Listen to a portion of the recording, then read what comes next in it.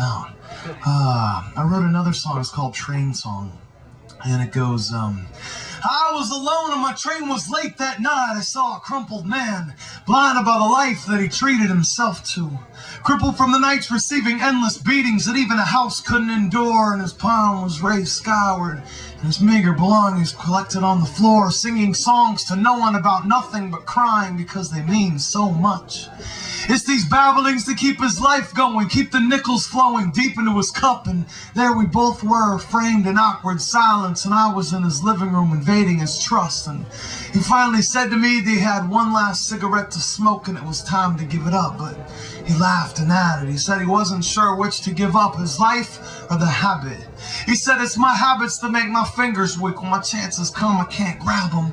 But it's my life that makes it hard. And when my opportunities are there for free, I choose my habits.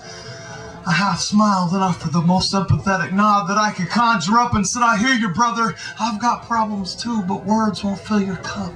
I've got responsibilities to face in the woven tights of my dreams. I've got more bills to pay than I have time, and I'm starting to rip at the seams. I've got a plan, and I know that if I stick to it, I can accomplish happiness. I've got goals to beat my will, and lately it's been hard to accept the challenge. And he said, hey man, it sounds like that's God talking to you, and I don't know why you can't see.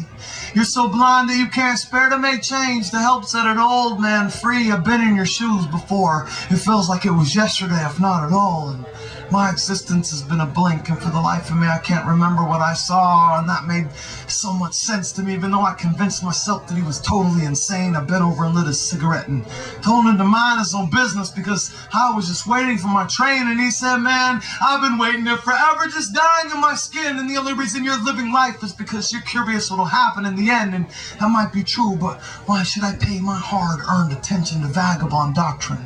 If you've got so much knowledge to give, why not treat yourself to what you're offering? You probably have lived a hard life, and I apologize, but I have my own problems that you couldn't understand, just like a lot of guys now.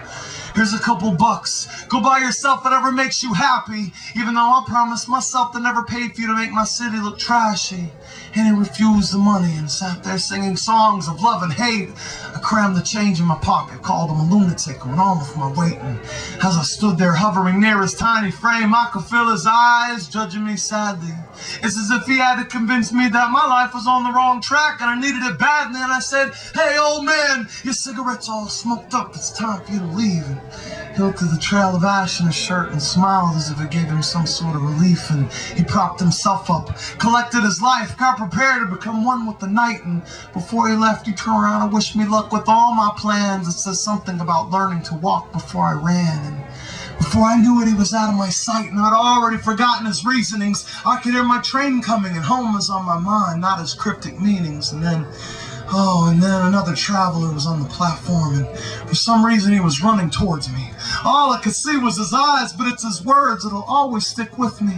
Through his heavy breaths, he asked if I had just spent time with the old man, and I nodded an affirmation and tried to calm him so he could tell me why he ran. And he said, man, hey, oh, that was God talking to you. How could you not see?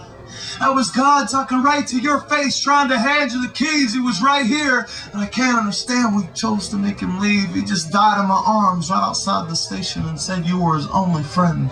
He begged me to tell you about his life, make you see the light, give you a chance again. And oh, I cringed at the reality that was facing me. I told the man I had no time for this and on my way I had to be. And right about that time, my train pulled up and I made my escape.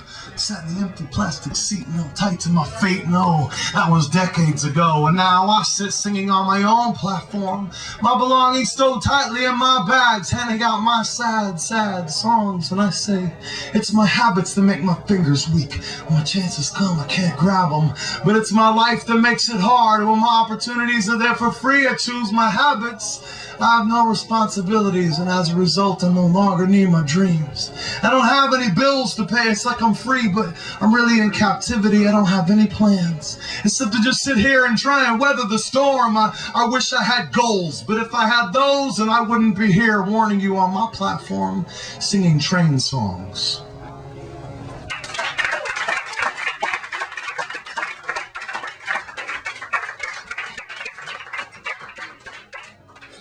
Thank you. So I wrote this album, it's called Ozark Empire. It's where I'm from, the Ozarks. Oh, it's empirical. And if anybody has any questions, does anybody have any questions? Interesting. If you have any questions, just raise your hand. I do hip-hop music.